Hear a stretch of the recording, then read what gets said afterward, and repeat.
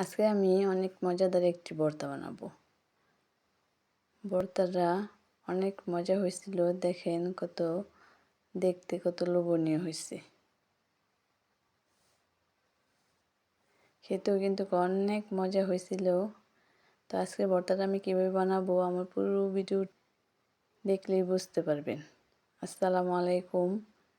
আজকে আমি কিছু কচুরমুখির ভর্তা করব। তো কিছু কচুরমুখী ভালো করে পরিষ্কার করে ধুয়ে নিয়েছি। তারপরে একটি কড়াইয়ে একটু পানি দিয়ে ঢেকে সিদ্ধ করে নেব। এই যে সিদ্ধ হয়ে গেছে, এখন নামিয়ে ফেলবো।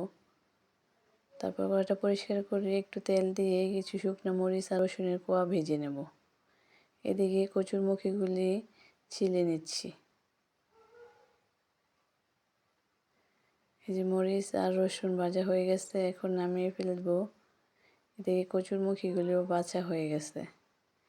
এখন ওই তেলে একটু হলুদের গুঁড়া দিয়ে আর একটু লবণ দিয়ে এই কচুরমুখীগুলি দিয়ে কিছুক্ষণ ভেজে নেব।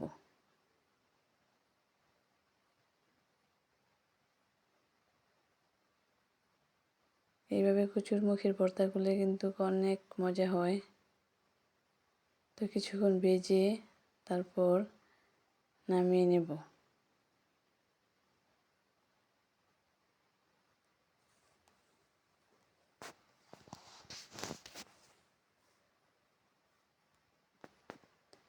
এই যে ভাজা হয়ে গেছে, এখন নামিয়ে নিয়েছি। এখন শুকনো মরিচ একটু লবণ দিয়ে মরিচগুলি ভেঙে তারপর রসুন ভেঙে পেঁয়াজগুলি একসাথে ভালো করে মেখে নিচ্ছি। মাখা হয়ে গেলে তারপর দিয়ে দেব কিছু সরিষার তেল। একটু সরিষার তেল দিয়ে ভালো করে মেখে নেব। তারপর দিয়ে দেব ধনিয়া কুচি। ধনিয়া কুচি দিয়ে ভাজিয়ে তারপর কচুরমুখীগুলি দিয়ে দেব। দিয়ে কচুরমুখীর সাথে এই মরিচ মাখাটা ভালো করে মিশিয়ে নেব।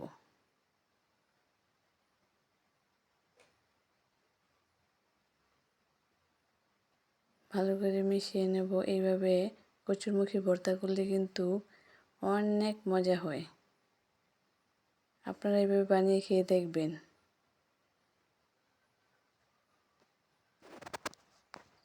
আল্লাহ হাফেজ।